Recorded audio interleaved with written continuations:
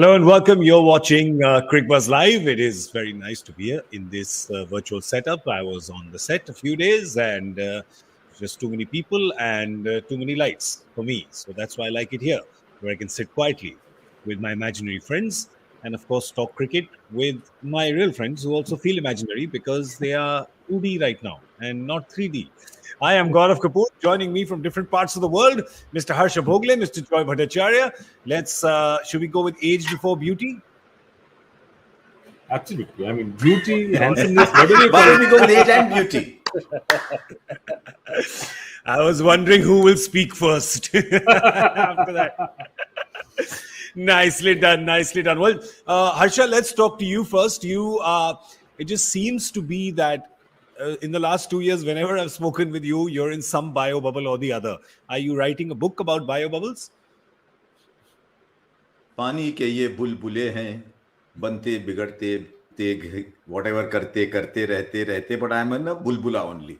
So, but you get used to it. I mean, if you have no choice, life could still be worse. Yeah, true. For a second, I felt like I was back on the Hindi show, so I kind of got a little confused. Felt a little confused, but no. This is the English show. The three of us are back. We're talking about the game today, which is the game between last year's Wooden Spooners. Yeah, they saw more of the lower end of the table than the higher end of the table. Hopefully, this season will not be the same for them because, well, last year was last year. There's a full personnel change. People are different. Setups are different. And Joy, we really can't look too much at previous years for any of the teams. Yeah, not at all. And all of them, see, the thing about it is this is like today's the first match of the teams, and especially given the amount they've changed, I look at it like unboxing something, So they've got this shiny new gift and they've got it together and they're sitting out there and said, okay, what is this? How is this team going to play? I've got this shiny gift and this shiny gift. And now today, actually in the ground, you find out whether the damn things work or not. All these teams are majorly refurbished. They look very different from where they started off with. So I'm always excited to see the first look of a team after a major auction because it makes a huge difference. Yeah. Well, Harsha, some of the first lookers, some of the unboxing that's happened with the teams, the 8 teams that we've already seen on show, some of the unboxing there has been pretty phenomenal. Lalit Yadav, well, he was there last year as well with Delhi, but Tilak Verma, Ayush Badoni, Umesh Yadav, Kuldeep Yadav, Ajinkya Rahane, they're all doing good for their new setups. And it's so encouraging. I was watching this kid called Ayush Badoni yesterday, and I'm thinking, right, who's Ayush Badoni? We know a little bit about him. He's played for India under 18, whatever. But these kids are coming out ready. I was talking to Gary Kirsten at the end. He said they're just coming out of the woodwork. The young talent is coming out of the woodwork, and so far the Indian talent has done really. And that's why I'm looking forward to seeing how a Yashasvi Jaiswal goes, how a Devdutt Padikkal goes, whether Riyan Parag can have his breakthrough season for Rajasthan Royals, whether Prasidh Krishna really becomes the bowler that I'm convinced he can become. So there's a lot of these Indian talents to keep looking at. Yeah, those, of course, you were talking about the Rajasthan ones. Joy, on the Hyderabad side, there's some interesting young talents there as well. Talents that have been part of their setup. People like Abhishek Sharma, Abdul Samad, Umran Malik. We've seen a little bit of these youngsters. I think Hyderabad fans and the Hyderabad team and India cricket want to see a lot more of them kind of stamp their authority over this season. Yeah, absolutely. And I think Umran Malik, again, such an exciting prospect. Just look at the number of man of the matches which have now gone currently to Indian players. 3 out of the 4 have gone to young Indian kids. And I think that is what dominating this season. I think, and look, as the time goes on, these guys are going to, that initial rush is going to go away. The senior guys are going to start playing their games and all that. But right now, it's early days and it's so good to see somebody like a Lalit Yadav or Ayushman Badani. I was just thinking about it, where he's picked up from and where is he study? Modern School Barakamba. Okay. Gautam Gambhir's alma mater. So he's a modern school Barakamba boy. Then he goes to Tarak Sharma's Sonnet, where Rishabh Pant has come out from. These places now are factories. They're producing 15, 20 great cricketers. We get to hear of 3, 4 of them. 1 and 2 make it to the IPL. But they are absolutely what Harsha said. They are producing them by the dozen. And all these guys, the one thing common to them is they're all coming fearless. I don't know how that's happened. But they're all coming fearless and say, I don't care what your reputation is, what you play internationally. I'm going to tonk you over your head. It's a generational thing, isn't it? It is. Yeah, I have to say. Yeah, Harsha, it's a generational thing. You should tell us, young man. He knows. He's not telling. What do you want me to tell you? Javani, to what can you say about Javani here also? Yeah. No, but similarly, I'm looking forward to another young player. He's been around for a while in Abhishek Sharma. I'm looking forward to seeing how Abhishek Sharma plays. They've paid a lot of money for him. You don't pay money for someone to play a few balls at number 5 and bowl a couple of overs. So I'm expecting him to play a big part. So does that then mean that you're seeing Abhishek Sharma as opener with K. Williamson perhaps for Hyderabad? Yeah. I won't even be surprised if it's they've got an option of playing Rahul Tripathi anywhere, but I won't be surprised if they even have someone like Rahul Tripathi opening, Williamson at 3, maybe then Puran and Markram to manage the middle. But it's a very flexible batting lineup. Yeah, it's a flexible and a very solid batting lineup. But listen, before we look at the teams, let's talk about this stadium. It's a beautiful stadium. It's kind of in the middle of nowhere, just as the expressway ends. And, on the outskirts of Pune is where you see this stadium. Just kind of rises up amongst absolutely nothing, which is why when you see the stadium and you look around it, it looks really beautiful. You catch some amazing sunsets from there. But, Joy, it's not seen an IPL game in a few years now. Yeah, I remember the IPL game. The surprising thing about the stadium is, for a stadium that is so big and so beautifully constructed, the dressing rooms are not the greatest. And then you make out that, it's not really designed really players in mind. It's fantastic. It's better for spectators than for players. The dressing room is actually the most, the place where, you have the least space. But look, it's a lovely, lovely background to play in. And it's interesting. I mean, that's why I'm saying that, all the data that they say about IPL matches and, exactly, day-night matches at Pune and all that. How old is this data? I think the last they played here would have been 2017 when 18. Rising Pune 18. Yep. Yeah, that's when they played. You can't look at this data, right, Harsha? You can't. Any team, any analyst, they're not looking at this and making a decision. They're just saying win the toss and bowl because that's what the ritual is. That's what the custom is in the early stages of the tournament. Two things you want to look out for. One is, I think this is a black soil stadium as opposed to a green soil pitch, as black soil pitch that you have, red soil pitch that you have in the Mumbai grounds. It's a black soil pitch. So we'll want to wait and see if the carry is similar. It was meant to be a very hard, fast bowling, sensitive kind of track. So that is something you look out for. And it's not as humid as Mumbai. So will there be that much? These are the two things you want to look at, because that could affect the whole thing. Whether you're playing first, batting first, you're batting second, that could affect how you go. As of now, teams don't know, so they all want to bat second. Yep, it's exactly what Hyderabad is doing today. Have won the toss and decided that they will chase. So, which means that Sanju Samson's Rajasthan is going to come out to bat first. Let's bring the composition, the team 11 in front of you right now, and have a look at who's been chosen to represent both the teams. Who we got? There you go. There's the Rajasthan playing 11. Yashasvi Jaiswal, Jos Butler, Devdutt Padikkal, Sanju Samson, Chamran Hetmeyer, Riyan Parag, Ravichandran Ashwin, Nathan Coulter-Nile, Yuzi Chahal, Trent Bolt, Prasidh Krishna. No surprises at all, Joy. Good to see that. This looks like a well-balanced, solid, well-thought-out 11, except that maybe not a fan of Padikkal playing at 3. But otherwise, this looks like quite a check-the-boxes kind of 11. No, I think it's a fantastic 11. The only thing that I worry about this team is that Parag, their sixth bowler, they have to, but Riyan Parag is their only possible sixth bowler. Otherwise, their 5 bowlers have to do it. Nathan Coulter-Nile. And therefore, what's happening is Parag at 6, Nathan Coulter-Nile at 7. But I just hope Parag has a very, very decent season, because that little part, Parag, Nathan Coulter-Nile, Ashwin, that is the only period which I feel is, you have a situation out there. So I think they've got a great front, as they say. They've got a fantastic back in terms of their bowling. There's a little bit of insecurity in the middle where between Parag, Coulter-Nile, Ashwin with the bat, I'm not even talking about Ashwin with the ball, they need to give them a few a little bit of stability there. Remember, a side like Mumbai there is batting somebody like a Tim David, somebody like a Kieran Pollard. Those are the kind of guys who are batting at 6-7. Shah Rukh is batting at 6 and 7.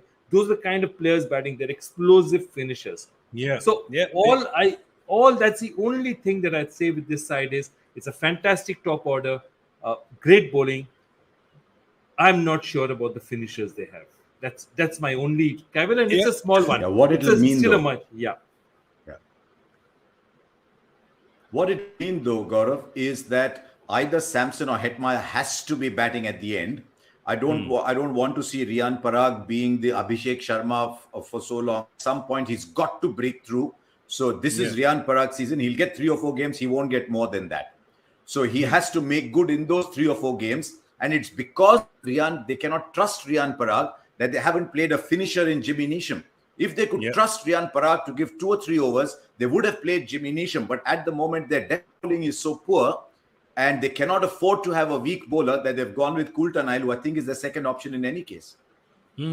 Well, that's the Rajasthan team. Let's have a look at the Hyderabad team and who have they gone with. Their captain, of course, this season is Kane Williamson. That's the change that happened last year with all the chaos and the confusion. We'll talk about that in a second. Listed Abhishek Sharma at the top of the order.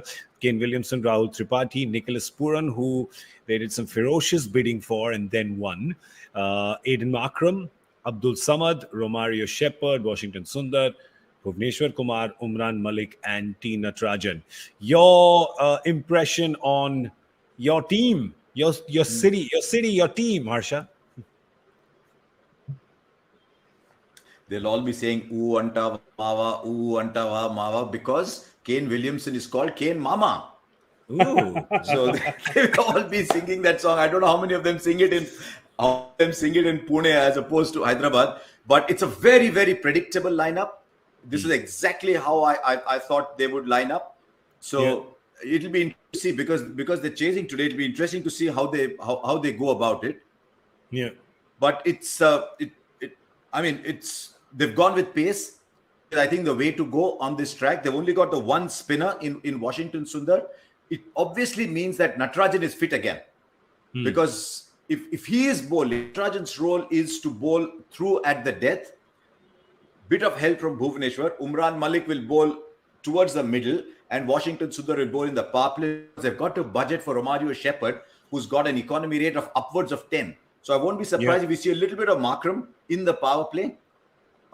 Maybe then Washington a little later, or maybe Makram somewhere in the middle, but they'll have to use Makram's overs because Samad's leg spin is not great, to be honest. So they've got a little bowling issue. Defending might at some point when they have to defend, it might be an issue with them. But look at the it's a good point you make about that, that solid 5th or 6th bowler, but they have got the options of people rolling their arm over in the top 6, even Joy with Kane Williamson and Abhishek Sharma.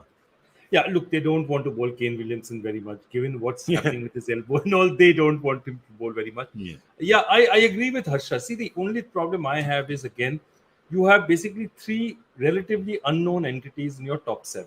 Okay, Abhishek Sharma, Abdul Samad, and Romario Shepherd. Romario Shepherd is, fantastic, looks fantastic, but hasn't really played in Indian conditions. Abdul Samad and Abhishek Sharma have played. They've both given you sparks. Abhishek in one match and Abdul Samad in a couple, but none of them have looked completely the part that you can say that, these guys are definitely there. So the point is that you have 3 slightly unknown quantities. If two of them fire well, this team will do well. Similarly, if Bhuvi and Natarajan have better seasons, Natarajan can replicate his season that he had the last season that he played, and if Bhuvi looks as good as he did while coming back just recently, I think then that bowling attack is looking much better. It's a king size hole there. Rashid Khan not being there is a king size hole out there, but absolutely. Listen, they're playing without 2 of their champions. They've got David Warner, an all-time great with in the tournament, and Rashid Khan. You're right. It's a black hole that they have to fill there. Gaurav, these are 2 teams, both defined to some extent by who's not playing. No Warner, no Rashid, no Stokes, no Archer. Stokes not that much, but no Archer's a huge thing. No Warner, no Rashid. So it's really different teams. They've got to come back and almost reboot like we do from time to time. They've literally got to reboot.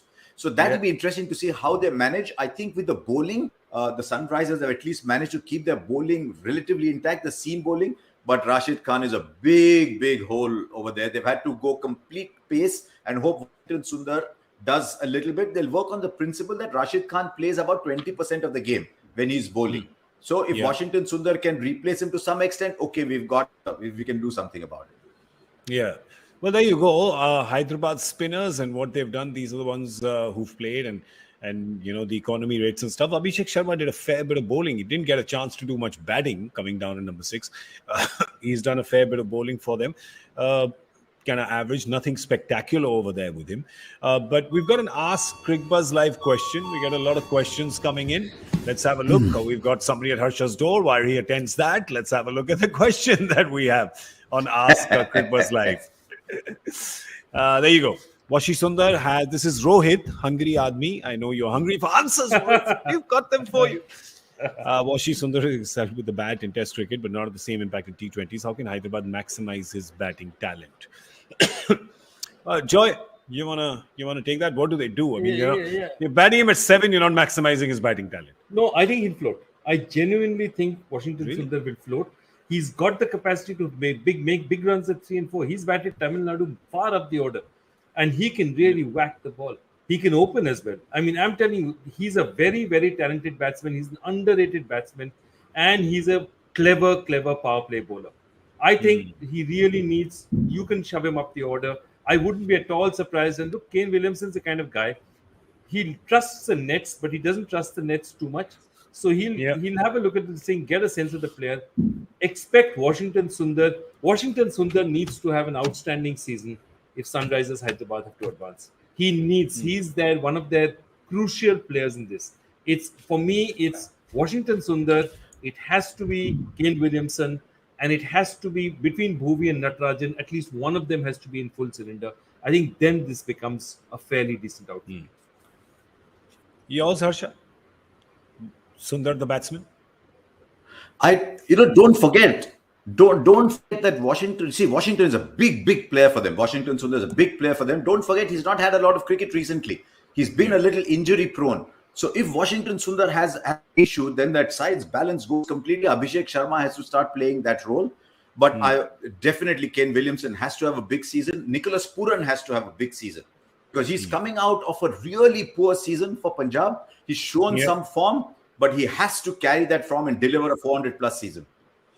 Yeah, because his 2021 was just, I mean, you'd never want to look at that because there you go, got barely 85 runs, played 11 games for Punjab, which is why there were some eyebrows raised when everyone was going after him so aggressively in the auction. But that's happened because post the season, that's what he's done. He's played 16 innings at 135, strike rate of average of about 37. That's also okay, Joy. There's those currently playing 170 kind of seems average when you're looking at the big hitters of the game right now. Yeah, look, but he is a special talent. I think what's happened is nobody has, walked out or checked out in his talent. Everyone still says he's an amazingly talented cricketer. What is being brought into account is, does he have the temperament? Does he go and read the game and say that, okay, we are 13 for 3. I need to play the way, I need to see the ball a little bit more than I normally do. Or this pitch is a bit tricky, or this bowler is right on top right now, I need to do it. The problem is not that he's getting out, it's the kind of decision making or the kind of shots he's attempting and he's getting out. You get out to a Jaffa like Rahul did yesterday, you just take that and you walk out and you say, it happens. Or you're in a situation where you're forced to go for a 6 and you get caught at the boundary, it happens. But Nicholas Pooran disappointed us because he got out in ways that he shouldn't have got out. He tried to take shots he shouldn't have taken. And I think that's what whoever's going to work with him, and they must have told Kane Williamson. Kane Williamson would have told them, because all these crucial players, they would have asked the opinion of somebody like Kane Williamson, and he would have said, he has the talent, let me work with this kid for a bit. Let me sit with this kid for a bit. I think I can get him because he's too good at talent not to be able to use well. I think I can use him. And I think that's how this kind of decision making works for somebody like a Sunrisers. There's another talent on the other side. We're looking at Shimron Hetmeyer. And when you look at West Indies, you look at hard-hitting middle order batters. You look at mercurial hard-hitting middle order batters. You've got both Hetmeyer and Puran. They promise so much. Sometimes they deliver. Sometimes they frustrate you. But Harsha, if I had to ask you, which one of the two would you rather have personally in your 11? Who would you choose? Oh, I choose Puran any day. I choose Puran any day because I'd be a little more certain of what I was going to get. I think India rates Hetmeyer higher than the West Indies do. They've been very frustrated with Shimron Hetmeyer. I think he's a fabulous match winner when everything is going for him. But the West Indies have been frustrated with his fitness levels. You don't know when you'll suddenly lose him. If he's giving you the full season, then definitely Hetmeyer is a talent to possess. Both those players, though, there's such a lot of money behind them. They have to come good. I hope Rajasthan will spend a lot of time on Hetmeyer's fitness. I hope they've told him, listen, we've got you for a reason. If you're not coming fit, then that's not great. But if he is, then he's a fabulous finisher down at 5. He gives you the left-handedness as well. But when you look down that line, Hetmeyer has to be closing the innings very, very consistently. Puran can bat a little higher, but Hetmeyer is closing the innings. You know, in the West Indies, there is in the pecking order, Puran's vice captain. He leads the side when Pollard's not there. So they rate Puran much higher than Hetmeyer, but Hetmeyer I think is more explosive than Puran is. Yeah, look at the batting lineup of Rajasthan. They seem to have, they have the 4 openers at the top. In that, the captain has decided. The captain said, "I'm going to play number 4." He has to play number 4 because all the captains are playing number 4. That's the revolving door for India, right? The many years actually, the decade-long conundrum of number 4. So Sanju said, "All right, cool. I'm going to play number 4. I want to play that role," which is great. He's a great batter. He can bat anywhere. But between the 3 openers. Sure. Well, I mean, the thing is that there's a traffic jam at the top, right? It is looking like they may play Devdutt Padikkal at number 3. Your thoughts about that, Harsha?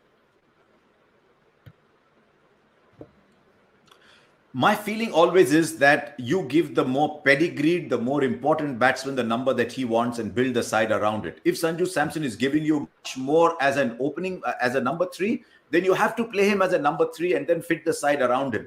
Because somebody else cannot play 4, it doesn't mean you take a better number 3 and him out back to number 4. So I think they'll play it. If they lose an early wicket, they'll send the left-hander out again. They might just float with 3 and 4. That is my... I think if they bat through, if the openers bat 7-8 overs, there's no doubt in my mind that Sanju Samson comes in at 3. Well, but Joy, you also have a Jos Buttler there. Obviously, the temptation always is play him in the power play because he can really finish the game, effectively seal it for you in the first 6 overs. But there's Jos Buttler, the finisher as well. Ideally, of course, you want him to bat from the beginning to the end so he can explode and be the finisher. But if you had to choose one, Joy, where would you go? Looking at in context of this entire lineup. I still say Jos Buttler is one of the top 5 batsmen. In my head, one of the top 5, top 6 batsmen in this format. He has to bat where he gets the maximum number of balls.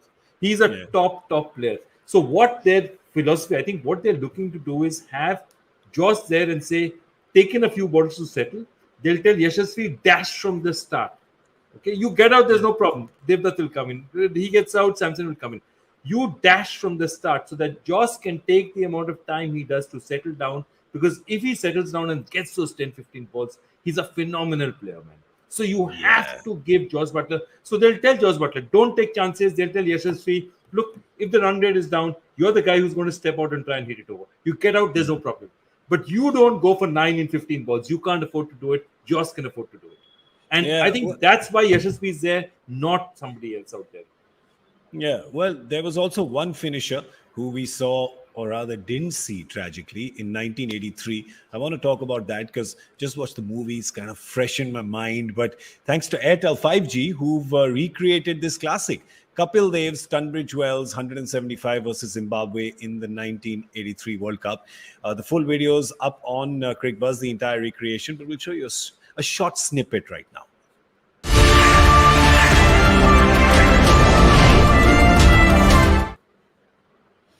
That's right, 175 replayed. Harsha, I always say that one of the biggest tragedies in sports broadcasting is that there was no video camera at the ground that day?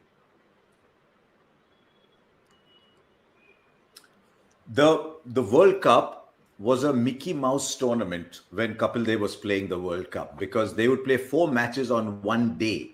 The entire World, at least 83, you were playing each other twice. Before that, the World Cup was only a 5-day affair. You played 4 matches on a day, so they had to prioritize which camera going where. And I mean, it had to come to India, it had to come to the subcontinent for it to really grow. But I remember that day very well. It was a Saturday. I just started doing a little bit of work on the Saturday Sports Roundup on Hyderabad Doordarshan. I left home when he was about 60, 70. By the time on my scooter I reached the station, he was 175. And that just showed you. And I said, wow, 175. Who hits 175 in a 50-over game? Nobody hit 175 in a 50-over game. And I honestly had to listen carefully to the radio to believe my ears that this had actually happened. Remember, no internet, no television. And then many years later, I was in England and I actually made a pilgrimage. And that's the word I use carefully, to Tunbridge Wells. We stopped off, went to Tunbridge Wells, stood outside that little change room and looked around and heard what it must have been for Kapil Dev to play that innings over there. Smallish ground, but to come in at 9 for 4, 17 for 5. But the great thing about that, Gaurav, is he had partnerships all the way down. With Kirmani, he put on 120. With Roger Binney, he put on 60. With Madan Lal, he put on 60. Or batting all down. And he just kept going. He was, what a player he was. Absolutely. Joy, I mean, even watching it in the movie was like giving goosebumps, and watching it on Airtel 5G, the recreation, it's just giving goosebumps, like the whole kind of 360. It's just amazing. No, actually, I prefer it this way. To be honest with you, some things need to be recreated rather than, because if you now somebody suddenly discover the video, it will never be as good. Can be. Let's be honest. Will Don Bradman's, would you have remembered Don Bradman's average if it was 100? Would it have been as evocative? It needed to be imperfect for you to give that feeling of, oh God, I wish I'd been there. So, you see this being recreated, and this is straight out of Kapil's imagination. He's actually told them, okay, this is how I hit it. And what they've done beautifully is, which, we talk in television terms, broadcast terms of POV. So they've taken lots of points of view. So you can actually follow him completing the shot like you never would had you actually watched the broadcast camera, because that would never have given you that impact. So actually, it's more fun this way. I'm actually quite happy about it. Absolutely. It's the future of sports broadcasting, brought to you by Airtel. The future is Airtel 5G. And I love what Joy said there, Harsha, about imperfection. You started with a sher. He is started like the chand ke chehre par bhi daag hota hai. Like both of you are very shairana today. I don't know what's going on. What's going on here? We should sing Atta Vamma Atta change the mood.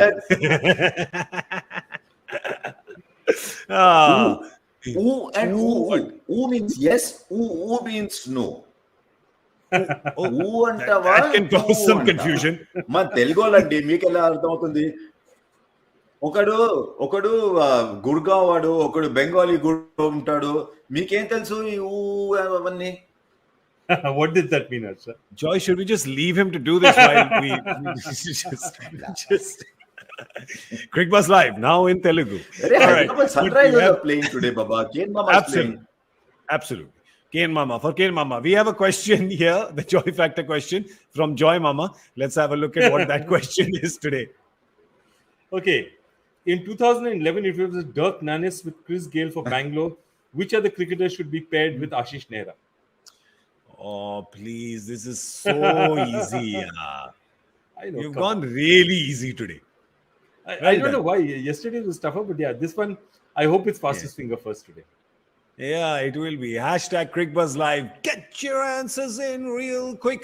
Are we giving any prizes away? Oh, by the way, Harsha, I have to tell you, yesterday I was in the Hindi studio because we're doing that show out of the studio.